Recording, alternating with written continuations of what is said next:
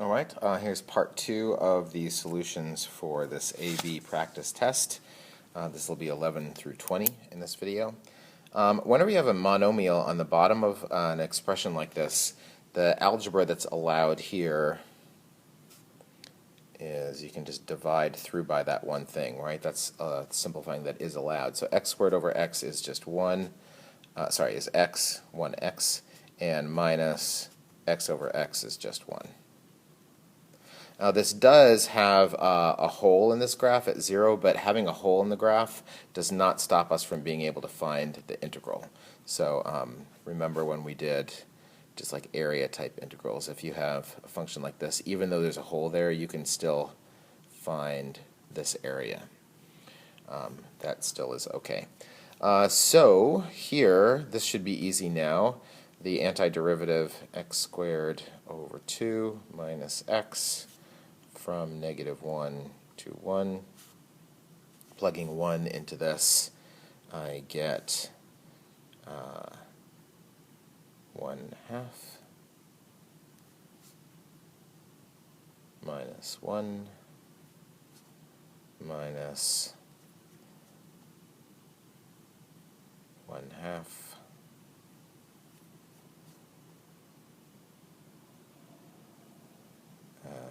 plus 1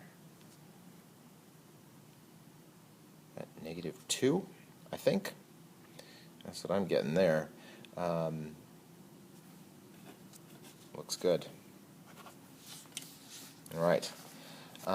The table above gives selected values for the differentiable function f. In which of the following intervals must there be a number c that f prime of c is equal to 2?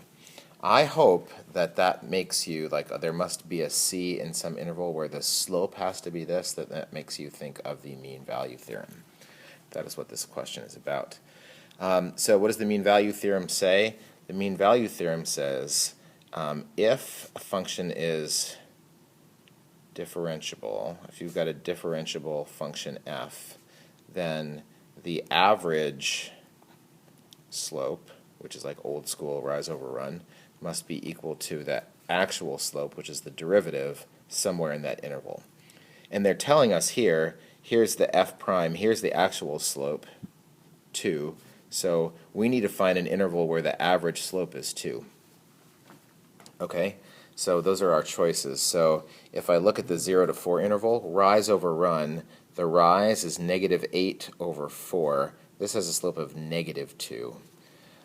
From 4 to 8, I've got a rise of 2 and a run of 4. And that's 1/2. Here I've got a rise of 8 and a run of 4. Bingo, that's 2. And here I've got a rise of -9 and a run of 4. That's no good. So 8 to 12. Mean value theorem is in section 5.7 or 5.8. I think it's in 5.7. If it's not in section 5.7, then it's 5.8, but I'm pretty sure it's 5.7. Hey, another limit. Either I plug this in and I get an answer right away, or it's going to be L'Hopital's rule. So I plug in sine of 0 is 0, e to the 0 is 1 minus 1. Yep, L'Hopital. So just take the derivative of the top and the derivative of the bottom and try again. Cosine of 0 is 1, e to the 0 is 1, 1 over 1 is 1. A particle moves along a straight line so that at times greater than 0, its acceleration is given by this. At time 0, the velocity is 2, so v of 0 equals 2, and the position is 5.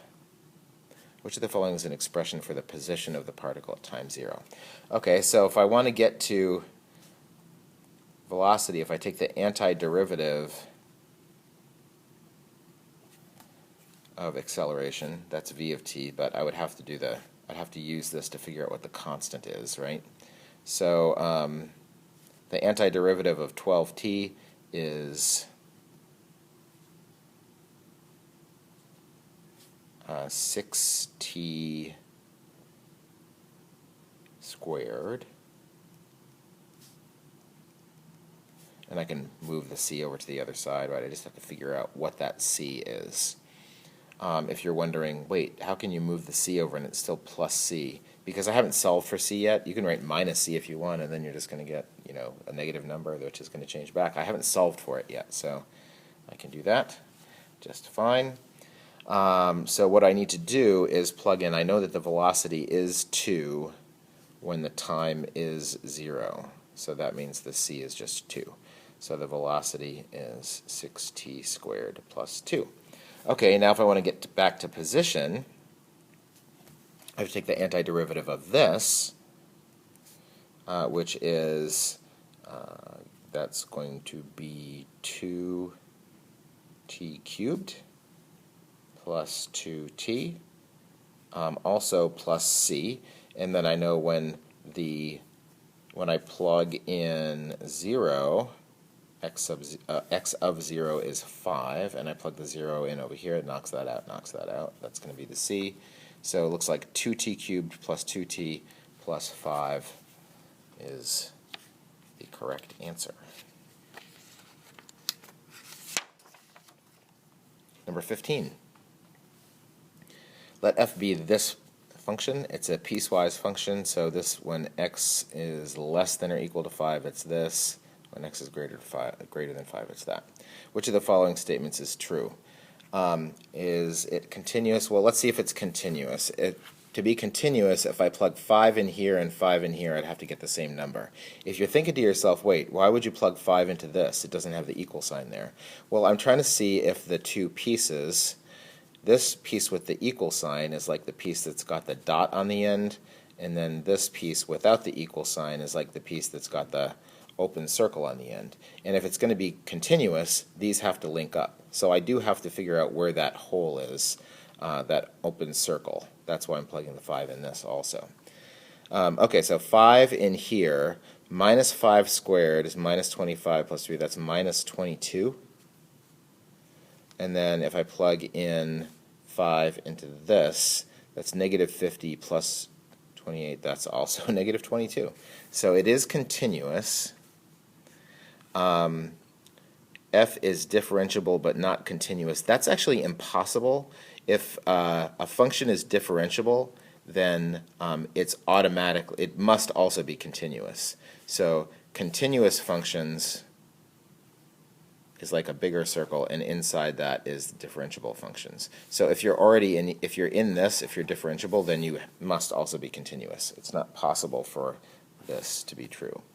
F is defined, but neither continuous. It is continuous. We just determined that, so those are not right. So we just have to see if it's differentiable. So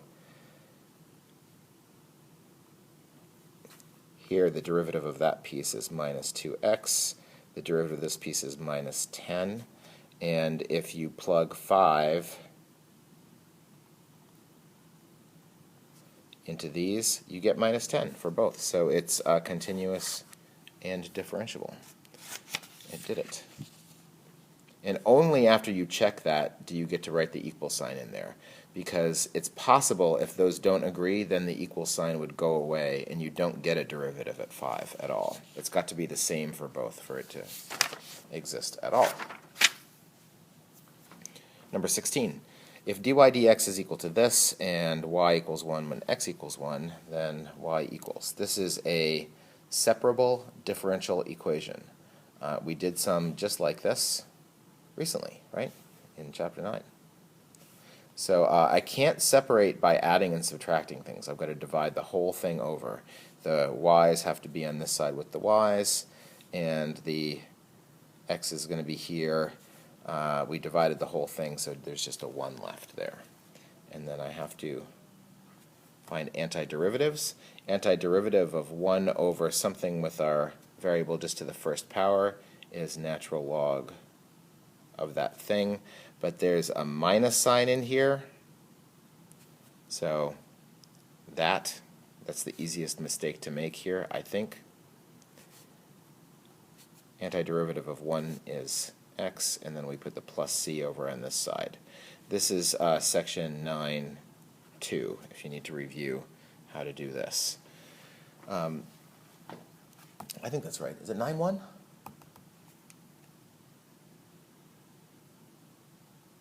Or is 9-1 the slope fields? It's 9-1 or 9-2. One of these sections is about how to do this separation. I think it's 9-1, and maybe this 9-2 is the slope fields. Early chapter 9, anyway. So here I need to solve for y and then see which one of these it and solve for y and also solve for c and see what I match up to. So natural log 2 minus y. I need to move that minus sign to the other side. Same thing as before.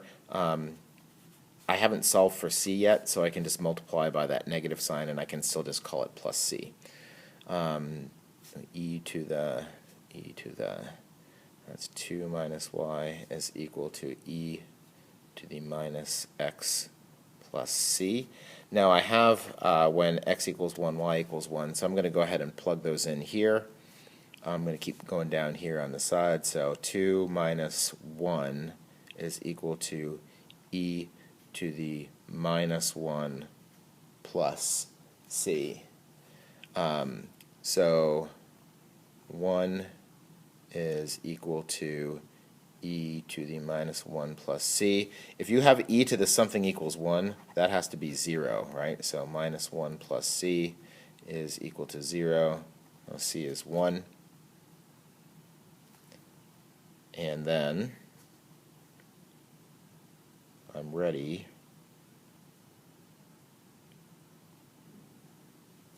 to solve for y. I'm going to add that over to this side, and then 2 minus e to the minus x plus 1. That's kind of a lot of work for one multiple choice question, but you know, sometimes you got to do a lot of work for one multiple choice question. Our answer, same as that. All right, deep breath. Number 17, let g be the function given by this. What's the x-coordinate of the point of inflection of the graph of g? So point of inflection is where g prime changes sign. That's the definition of an inflection point. So if this is g, then g prime of x, this is like the easiest fundamental theorem thing. If you've got a function defined as a antiderivative or an integral, then the derivative of that is just the thing that's inside. Now, there's some tricks that happen sometimes if this is not just an x, but this one is just an x, so just the x drops in there. So that's what g prime of x is equal to.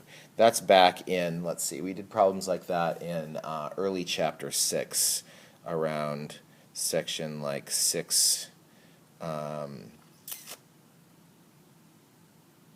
well, it's all the ones that are called the fundamental theorems after like 6.5, but I think 6.5 was like some area stuff. So this is the FTC in chapter 6. And then I actually need the second derivative, so I'm going to take the derivative again, 2x minus 5. And we want to know where the coordinate of the inflection point is. It looks like it's going to be at 5 halves. If you set that equal to 0, just make sure it changes sign. So that's answer choice B. This looks like just, do we know our derivative rules here? It looks like it's going to be some product rule and some chain rule there. So let's see if we can do it. I'm going to make x cubed my first, secant of 2x is like the second. So product rule, derivative of the first times the second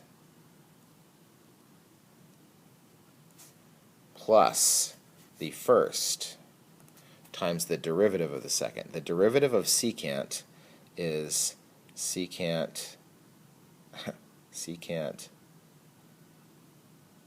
tangent times the derivative of what's inside. I wonder if they have the answer like all correct except for without that 2 there. Yeah, they do, don't they? Right there. So that's if you forgot the chain rule. Here's if you did it right. So I mean, look at the answers. Let the answers remind you of things that you need to do, that you know how to do. All right. Number 19, particle moves along the y-axis so that at times greater than 0, its position is given by this. Which of the following statements describes the motion at time 1? All right, so what direction it's moving in is the sign of the velocity. And whether the velocity is increasing or decreasing, that's the sign of the acceleration. Right? If the velocity is increasing, for example, that means it's got a positive acceleration. This is not about speed, this is velocity, right? If you're talking about speed increasing or decreasing, then you have to compare the signs of these two things. So this is not that. So let's see. If that's my position, then my velocity is 3t squared minus 8t plus 4. And my acceleration is 6t minus 8. And we want to know what's going on at time 1. So v of 1 is 3 minus 8 is negative 5 plus 4 is negative 1. And the acceleration at time 1 is negative 2. So it would be moving down with decreasing velocity. It's moving down with decreasing velocity. If this was a question about speeding up or slowing down, it would be speeding up because the velocity and acceleration have the same sign. All right, number 20, last one for this set, for this video. If this integral is 8 and this integral here is negative 2, which of the following cannot be determined from the information given? Can we do this? Can we figure out, we know 1 to 4 is negative 2. Can we do 4 to 1? Sure, that just flips the sign, so we know what that is. It would be 2. How about 1 to 4 of 3 times f of x? Sure, because if there's a constant there with either integrals or derivatives, you're allowed to move the constant to the outside. So that would just be 3 times whatever that is, which is 24. You don't actually have to find all of these things, but it's good practice for us, right? How about if you have a product? Can we find the antiderivative or the integral there? And the answer is no, we don't have a rule for that.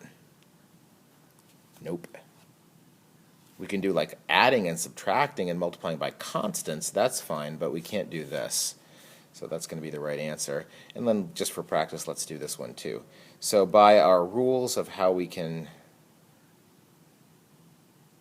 do stuff, I can move the constant to the outside, and I can separate it into 2 integrals, so I can see very clearly that I can do this because this is 8 and this is negative 2.